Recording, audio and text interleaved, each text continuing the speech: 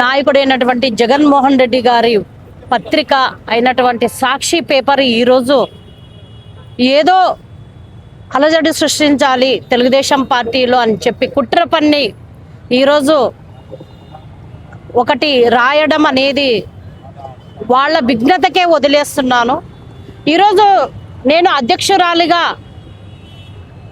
ప్రమాణ స్వీకారం ఫిబ్రవరి 5వ తారీఖున ప్రమాణ స్వీకారం చేసినప్పటి నుంచి ఇప్పటి వరకు కూడా అందరూ ఎమ్మెల్యేలు, మినిస్టర్ గారు, ఇన్ఛార్జీలతో సమన్వయం చేసుకుంటూ అన్ని నియోజకవర్గాల్లో పార్టీని అభివృద్ధి పథంలో నేను నడిపిస్తున్న తీరును చూసి ఇంకా ఈమె కృష్ణమ్మ ఉంటే మా వైసీపీ పార్టీ కష్టమని భావించి నన్ను ఏ విధంగా ఎదుర్కోవాలో తెలియక మా మధ్యలో ఏవో జరిగాయి, ఏదో జరుగుతుంది అని చెప్పి అబద్ధాలు సృష్టించడంలో సాక్షి పేపర్కు మించింది ఇంకే పేపరు లేదు.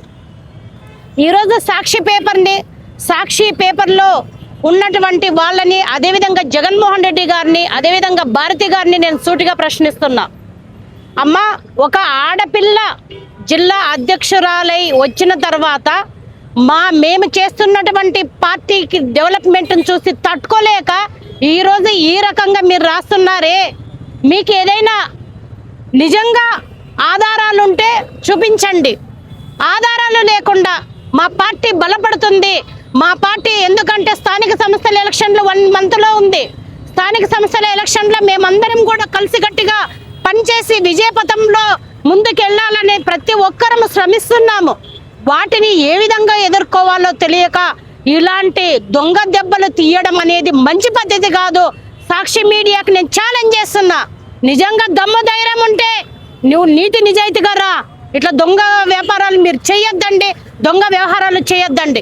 ఈరోజు మినిస్టర్ గారు అయితేనేమి, ఎమ్మెల్యేలు అయితేనేమి, ఇన్ఛార్జీలు అయితేనేమి నన్ను ఒక తమ ఆడబిడ్డగా చూసుకొని అన్ని రకాలుగా ఏదైనా వాళ్ళ నియోజకవర్గ పరిధిలో ఏదైనా సమస్యలు ఉంటే నా దృష్టికి తీసుకొచ్చి అమ్మ ఇట్లా చేద్దాం అని చెప్పి మేము చేస్తున్నాం.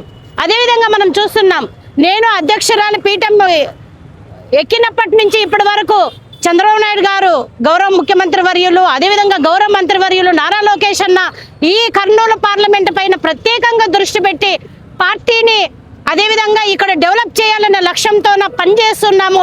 ఇది చూసి ఓర్వలేకే ఈ సాక్షి మీడియా తనకు నచ్చినట్టుగా రాసుకుంటూ పోతుంది. కానీ దీన్ని చూసి ఎవ్వరం కూడా ఇక్కడ భయపడాల్సిన పని లేదు.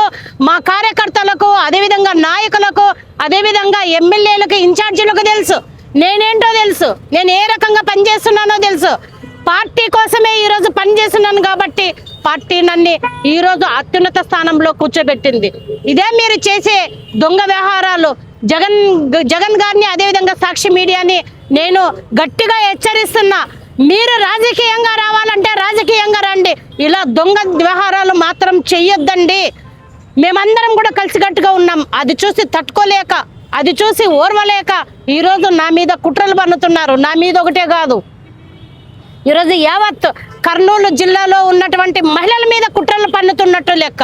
ఈరోజు బడుగు బలహీన వర్గాలకు చెందిన వ్యక్తి నేను రాజకీయంగా ఎదుగుతున్నాను చూసి తట్టుకోలేక ఎక్కడ ఈమె హాయంలోన అన్ని గెలుస్తారో, ఎక్కడ ఈమె పార్టీని ఇంకా డెవలప్మెంట్ తీసుకోబోతుందో, బీసీ వర్గానికి చెందిన ఆమె అనునిత్యం ప్రజలతో మమేకమవుతుంది, అదేవిధంగా కార్యకర్తల్లో మమేకమవుతుంది.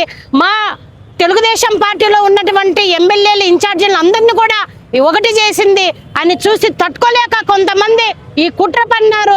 ఎవరైతే కుట్ర పన్నారో వాళ్ళకు కబడ్దార్ హెచ్చరిస్తున్నా. ఆడపిల్ల అని చెప్పి నా మీద ఇంకొకసారి ఇలాంటి అబండాలు వేశారంటే తస్మాత్ జాగ్రత్త. ఆడపిల్లను కాదు, ఆడపులిలాగా మీ మీద తిరగబడే రోజులు దగ్గరలో ఉన్నాయి. ఇంకొకసారి నా మీద ఇలాంటి అపవాదాలు సృష్టిస్తే మాత్రం ఒప్పుకునే ప్రసక్తే లేదు. అది జగన్మోహన్ రెడ్డి అయినా సరే, ఇంకెవరైనా సరే. మేము బీసీలం రాజకీయంగా ఎదగకూడదా? రాజకీయంగా మేము రాణించకూడదా? ఇంత దొంగ వ్యవహారాలు మీకు తెలిసినట్టుగా ఇంక ఏ వాళ్ళకు తెలియదు. కాబట్టి సాక్షి మీడియా, సాక్షి దినపత్రికను నిజంగా మీకు దమ్ము ధైర్యం ఉంటే ఎవిడెన్స్ని బయట పెట్టండి, ఇలాంటి దొంగ వ్యవహారాలు మానుకోండి అని చెప్పి ఈ సందర్భంగా తెలియజేసుకుంటున్నాం.